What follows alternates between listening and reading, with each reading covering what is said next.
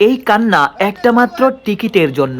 রংপুরের এই সমর্থক ৩ ঘন্টা অপেক্ষা করেও টিকিট পাননি, পেয়েছেন কেবল বেত্রাঘাত, যে আঘাতে অঝরে কেঁদেছেন। প্রায় 3 ঘন্টা ধরে বসে আছি, কোনো টিকিট পাই না। ওখানে হয়তো বা পুলিশ কোনো সমাধান দিতেছিল, এই জন্য সবাই শুনতেছিল। আমি ওখানে দাঁড়াইছিলাম, হঠাৎ করে কোনো কারণ ছাড়া উনি আমার বাড়ি দিছে।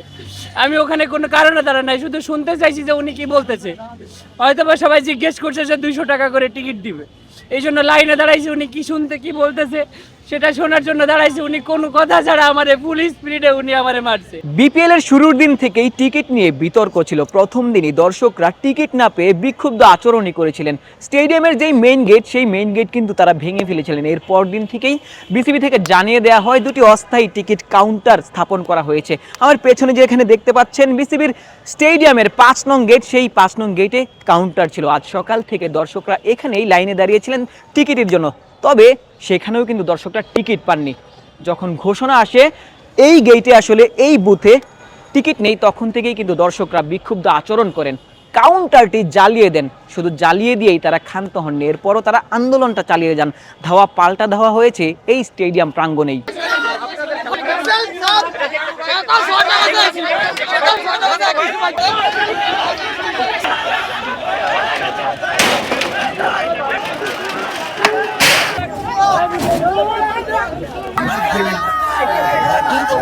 খেলা দেখবো, আমরা এনজয় করবো। আধা ঘন্টা আগে থেকে যদি আমরা স্টেডিয়ামের ভিতরে প্রবেশ করতে পারি, তাহলে এটা আমাদের জন্য আনন্দদায়ক না? এখন তো আমরা খুব হতাশাজনক ভাবে আমরা এখন টিকিটের জন্য ঘুরতে আসছি। মুন্সিগঞ্জ থেকে সকালে আইছি, আপনার এখন বলতে টিকিট শেষ, টিকিট সম্পূর্ণ কালোবাজারি হইতাছে। এগুলো দেখার মতো কেউই নাই। আমি মনে করেন যে ভোলা থেকে আসি খেলা দেখার জন্য। এখন টিকিট নিব, এখন মনে করেন যে 11টা 12টা অতিক্রম হয়ে গেছে, কিন্তু টিকিট পাইতেছি না। তারা বলতেছে যে 200 টাকা টিকিট, 800 টাকা। এখন আমরা কিভাবে এরকম টিকিট নিব? আমাদের কাছে তো এরকম সামর্থ্য নাই। আমরা অনলাইনেও টিকিট কাটতে পারি না, আমাদের কাছে এরকম অ্যান্ড্রয়েড সেট নেই।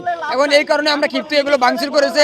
আর এই যে বিসিবির কাছে, তাদের কাছে 30,000 টিকিট আছে, অথচ পুরো গ্যালারি ফাঁকা, কিন্তু আমরা টিকিট পাইতেছি না। ক্রীড়া মন্ত্রণালয় থেকে বিসিবির সভাপতির কাছে টিকিট বিতর্ক নিয়ে কারণ জানতে চাওয়া হয়েছিল, যেমনটা গণমাধ্যমের খবর। তবে আজকের দিন পর্যন্ত টিকিট নিয়ে কোনো সুরাহা হয়নি। দর্শকরা প্রত্যাশা করবেন শীঘ্রই সহজ কোনো সমাধানে আসবে বিসিবি। মিরপুর শের-ই-বাংলা জাতীয় ক্রিকেট স্টেডিয়াম থেকে আশিক সারোয়ার, নিউজ 24।